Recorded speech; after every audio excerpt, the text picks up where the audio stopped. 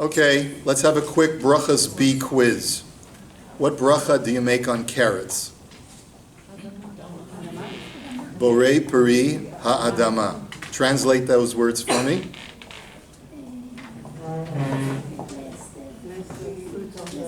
Borei, creates the fruit of the ground. What bracha do you make on bread?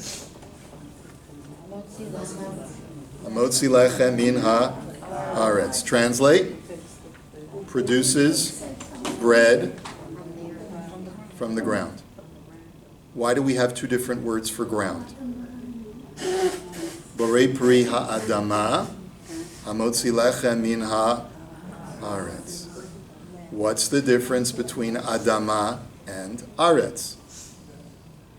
Adama is the earth, like Adama is just the soil, maybe. Soil. And aretz It's the world. broader meaning. Is a broader meaning. One's more specific.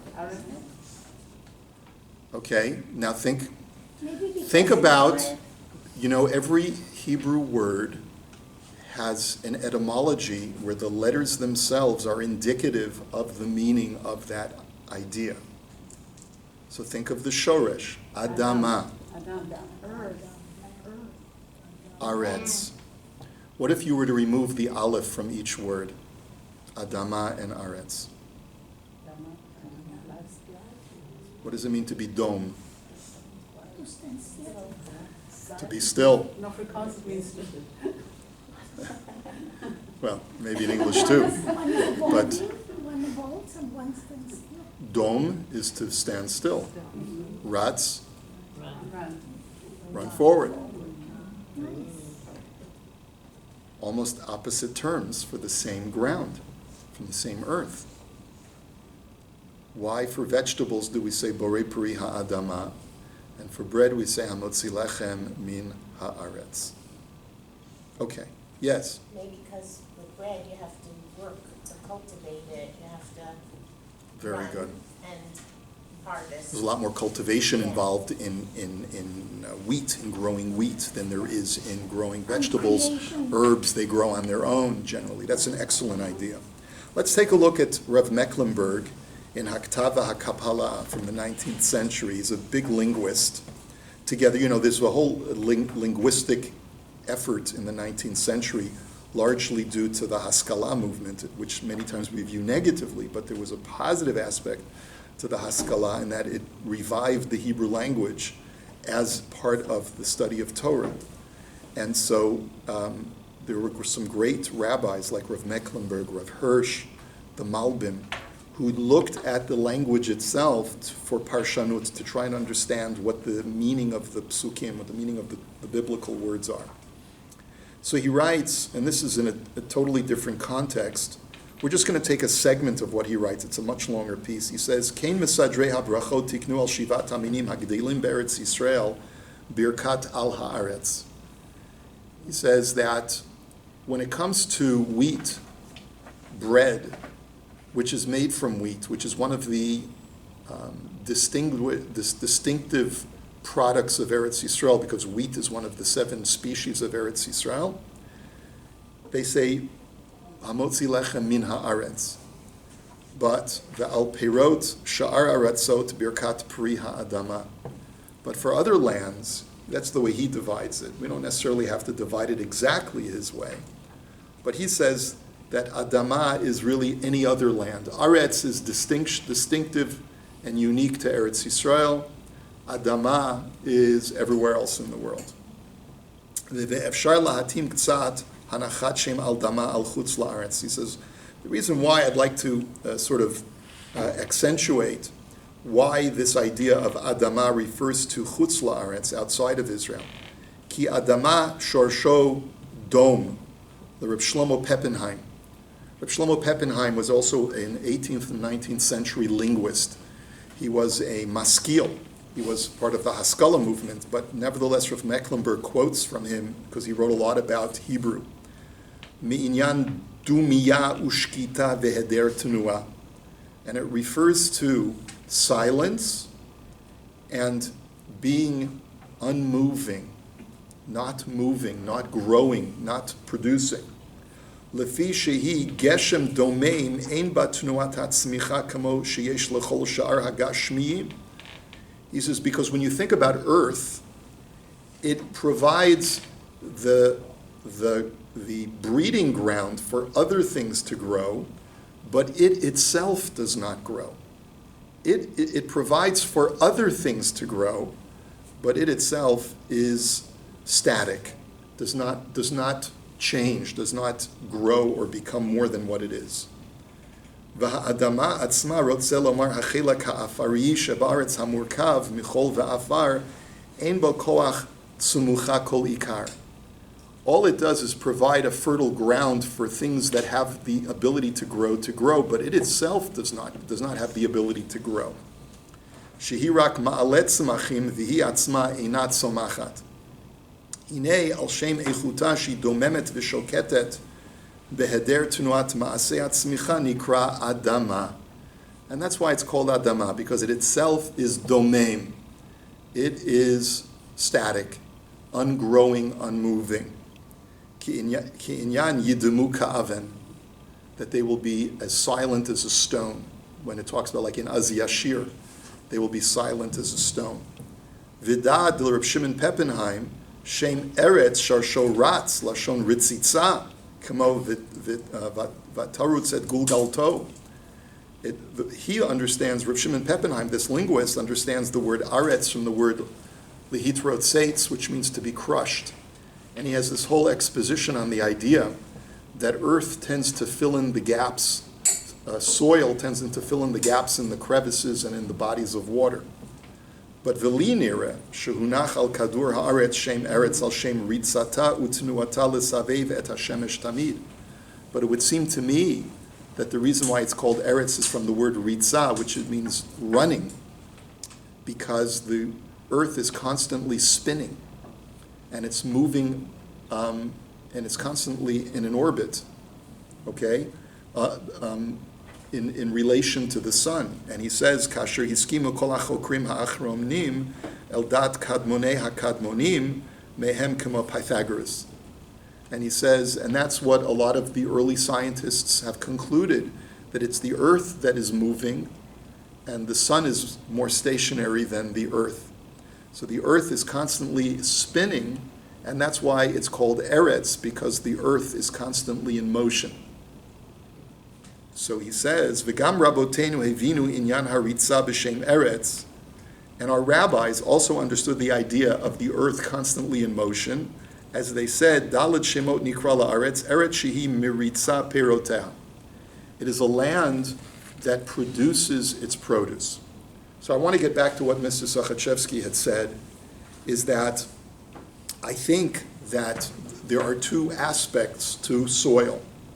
One aspect of soil is that we look at it as just the place where things grow, but it itself is not the grower. It just provides the ability for other things to grow. And in that context, it's Adama. But there's another aspect to soil, which is, and it's more perceived when you're tilling the soil and working the soil, that the soil is an active participant in making things grow. La roots, to be able to move forward. And they are opposing ideas. So depending upon the context in which you're describing the soil, that's how you apply it. So when it comes to vegetables, like you said, which don't require a lot of cultivation, so then we use Adama, Borei Peri HaAdama. Carrots just grow by themselves, pretty much, unless you got raccoons, like we had. But wheat requires cultivation, tilling, aerating, fertilization. There's a lot of work that the farmer has to put into growing wheat, and therefore you view the soil as your active partner in making something grow. Okay? So that could be the reason why it's hamotzi lechem min haaretz, because the aretz had to be worked and it had to sort of contribute to the growth of the wheat. And therefore there's a perception that the land is working with you and working with Hashem to produce the wheat. Now, how does this relate to Parshat Noach? Let's take a look. We find something very curious having to do with these two words, Eretz and Adama. At the end of last week's Parsha, when God was observing man's corruption and his deterioration as the human being, it says, Vayar Hashem ki rabba ra'at ha'adam ba'aretz, that God saw that man's evil was increasing in the land, in the earth. V'chol yetzer machshavot libo rak ra kol hayom. And all of his evil thoughts, all of his thoughts were evil the entire day. Okay? And here, the word aretz, when we talk about man, we talk about man on the aretz. Now, why would the Torah say that man on earth is evil? Right? Why is the earth involved over here? Now then, take a look at the next pasuk. Vayinochem Hashem ki asat adam ba'aretz. God had remorse that he had made man on the aretz. Vayit atzev el libon, he was sad in his heart. And then in pasuk Zayin it says, Vayomer Hashem emchet ha'adam asher barati. I will wipe out or eliminate the Adam that I created from off the face of the Adama. Not Aretz, from off the Adama. Me Adam ad behema ad remes ad of hashamayim ki nichamti ki asitim. Because I have remorse, I'll wipe out everything, including animals, because I have remorse that I have created them. Now, let's go 2 chapters later. We read about the flood. We read about the aftermath of the flood. And one of the aftermaths is that after Noach offers a korban, after he offers an offering to Hashem, what does the pasuk say? Vayarach Hashem, and this is in pasuk Chet, source number 3. Vayarach Hashem et reach hanichoach, that God imbibed the savory fragrance. Vayomer Hashem el libo, God said to himself, Lo osif likalel odet ha'adama ba'avur ha'adam. I will no longer curse the Adama because of man. Ki yetzer leiv ha'adam ra minurav, because man's thoughts are evil from his youth. V'lo osif od lahakot kol chai et kol chai kasher asiti, nor will I ever smite all living creatures that I have created. Od kol yemei ha'aretz, for as long as the days are on the aretz, zera v'katzir v'kor v'chom v'kayitz v'choref v'yom v'layla lo yishbotu. Cold and heat, summer and winter, day and night shall not cease. Again, we see the terms seemingly being used interchangeably, but using Rav Mecklenburg's premise. He's not the only one. The Vilna Gaon says there's a very important difference between Eretz and Adama in the very same vein. What we have to point out is that these words are used deliberately. What we also have to observe is it doesn't seem to make any sense. What was God's reason for destroying man in the first place and bringing a flood? Kol yetzer machshavot libo rak ra kol hayom. In chapter 6 it said, in the precursor to the flood, it said that man's thoughts are evil all day. So I'm going to destroy him. After the flood, God says, Ki yetzer leiv ha'adam ra minu urav. I will never do this ever again, because now I know that man's thoughts are evil the whole day. So what changed? What changed to cause God to say before, in his observation that man's thoughts are constantly evil, that he needs to destroy man, and now after the flood, the same human being, the same Adam, the same evil thoughts all day, but now, because his thoughts are evil all day, I will never destroy again? What happened? It doesn't make any sense when you think about it. It's the same human being. What essentially changed? The sacrifice of Noah. That's not what the verse says. It says that he's evil, his thoughts are evil all day, and so that's the reason why I'm never going to destroy him again. No, but Noah brought the sacrifice. He brought the sacrifice, but God didn't say, because of Noah's sacrifice, I will never destroy man again. He said, because man is evil in his thoughts all day, I will never curse the earth ever again and never smite the land. God appreciated the sacrifice, but if you look at the language, we want to focus on the language of the verse. It's not a cause and effect of God saying, because of Noah's sacrifice, I will not destroy man. God is saying, I will not destroy the earth ever again because man's thoughts are evil all day. Doesn't seem to be a cause and effect. Yes? Are you separating like man from earth? I think we have to. We have to separate man from earth. But previously, God didn't separate man from earth. God said, man is evil, and I guess the inference is because he's the whole purpose of creation, if he's evil, I'm going to destroy everything. And then he gets off the flood, and God says, I'm never going to do this again, despite the fact that he's still as evil as he ever was. And there's no explanation being offered as to what changed in God's thinking. So you know what? Let's take a look at the Sforno. Take a look at the commentary of the Sforno, and let's see what he says. What actually did change? Od kol yemei haaretz. This is what changed, and it's very easy to miss until we have someone like the Sforno, who's from the 16th century, pointed out to us. For all of the rest of the days of the earth, zera, v'katzir, v'chom, v'kor v'chom, v'kayetz v'chor v'yom v'layla lo yishbotu. What God is describing is there will never be a cessation of planting and harvesting, cold and warmth, summer and winter, day and night. Why describe future existence in these terms of this and that, this and that, this and that? Lo yishbotu, says the Sforno, mila hatmid aloto ha'afon bilti tiv'i she'igbalti lahem achar hamabul. He says they will never cease to operate using this pattern that I have put into place only after the flood. Now, let's carefully read his words. This pattern of planting and harvesting, cold and warmth, summer and winter, all of these day and night, all of these patterns only began after the flood. What does he mean? V'zeh sheyelech hashemesh al galgal noteh mikav mashveh hayom. Uvenetiato tihiyeh sibat hishtanut kol eila hazemanim. Says this Sforno an amazing thing. You know what changed? The earth now has a diagonal axis. The earth used to have a completely vertical axis, and now it's tilted. And as a result of a tilted axis, there are seasons, there's cold, there's winter, there's warmth, there's summer, and there's even different patterns of day and night depending upon the length of the day, depending upon the season. Sometimes of the year there's more daylight, sometimes of the season there's more darkness.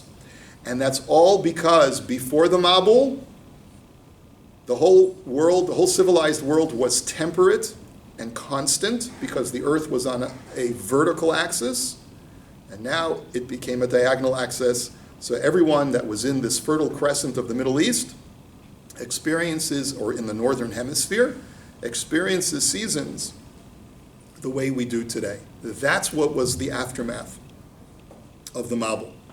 And he writes as follows, Uvazeh, Ki kodem hamabul haya mahalach hashemesh tamid b'kav mashveh hayom, uvazeh haya az tamid eit ha'aviv. He says, because the earth was originally on a vertical axis, and therefore every day was Hawaii. Every day was like springtime. Okay? Ubo haya tikun klali liyesodot v'litzmachim v'lobalei chayim v'lo'orech yamehem. And that was also the reason why, because of this temperate weather, that people were living inordinately long lives, and things were growing in a much more productive and healthy way. But now it's going to take a lot more work. Things have been reduced in their stature because of this tilted axis. V'amar sheyi kol yemei haaretz ad asher yitaken hakel yitbarach et al kilkul shenaseh ba b'mabul. And that means that from now on, until God rectifies the damage that was done as a result of the flood, it's going to be that way. But when there'll be a great reparation, a great repair of the damage that was done as a result of the flood, the world will go back to being on a vertical axis. Strange, right? Kamro haaretz hachadasha Shanio says. It says in Isaiah, when he refers to the rejuvenated world of either the Messianic age or Olam Haba, the world will be a new world order. Ki az yashiv ma'alach hashemesh al kav mashveh hayom kime'az. V'yihiyeh tikun klali liyesodot v'litzmachim u'labalei chaim u'lorch yamehem k'mo sheyakodem hamabul. And everything will go back to the way it was before the flood. Things will grow better. People will live longer. Everything will be much, much better. And Ka'amro ki anar ben me'ashana yamut v'achotei ben me'ashana yukolel. As the pasuk in Isaiah says, you'll be considered a young man if you die at 100, which they say even today. He was only 100. He was so young, right? Right. But that's what the Sforno says. Now, if we accept the Sforno's interpretation that essentially what man has not changed, but what Hashem has essentially said is that because the earth has changed, I will never destroy or curse the earth because of man's bad thinking. What are we to infer between the words Adama and Aretz? Now remember, Adama is passive. Aretz is affective. It affects. So Adama is affected. Aretz affects. Adam comes from what word? Adama. So Adam as Adam is the affected also. Why did Hashem decide to destroy Adam before the flood?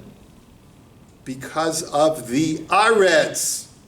Now you got to look back at the verse and you get a new insight. Vayar Hashem ki rabba ra'at ha'adam ba'aretz.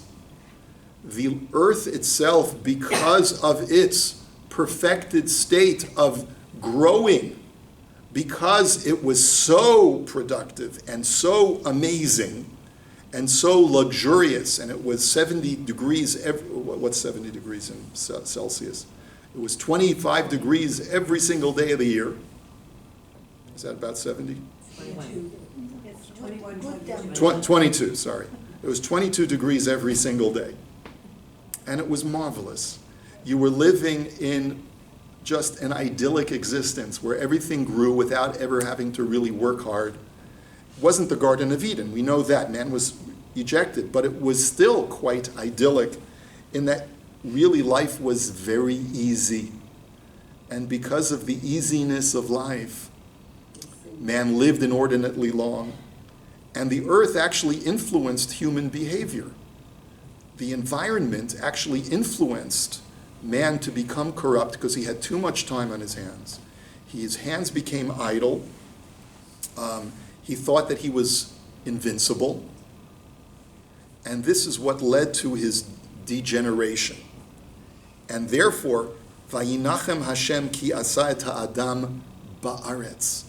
God had remorse that he made man in this kind of aretz, which produces that kind of human behavior, because it is so idyllic. And therefore, what does Hashem say in Pasuk Zayin and from Perek Vav?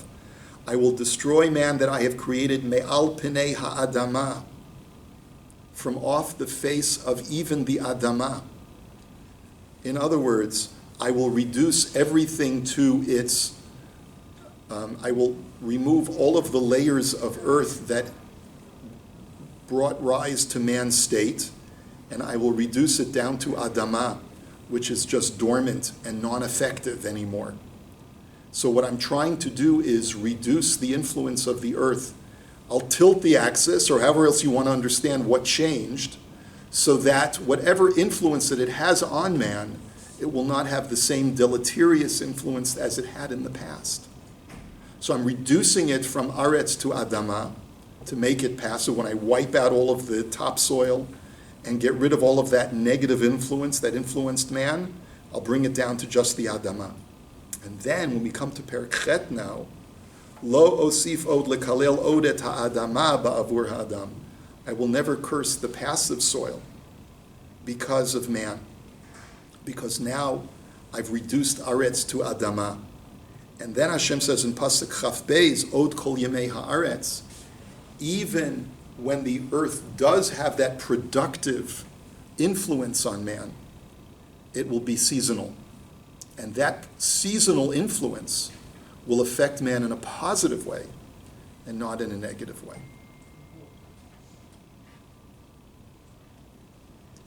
So that's what changed. That's what changed. And all of this because we understand now the difference between Eretz and Adama. Are we a product of our environment, or do we influence our environment? And the answer is both are true. When we live in an Eretz, then we are influenced by our land. And that's why Eretz Yisrael is called Eretz. It's very consistent with Rav Mecklenburg and the Vilna Gaon, who both say that the word Eretz is used specifically for Eretz Yisrael, because Eretz Yisrael is the land which produces holiness and holy things and holy people. And Adama is more passive. We get to influence the soil. If we find ourselves, to whatever extent we find ourselves in Adama, then we have a responsibility to be active upon it, to grow and to try and change the world around us. But we also have to acknowledge that we are as much of a product of our environment as we are as the effectors of our environment, depending upon whether it's Eretz or Adama. Okay? Comments, questions, takeaways? Okay, we have to try and be a positive influence on wherever we live and make sure that we don't get swallowed up by the Eretz. Have a wonderful week. We'll see you next time.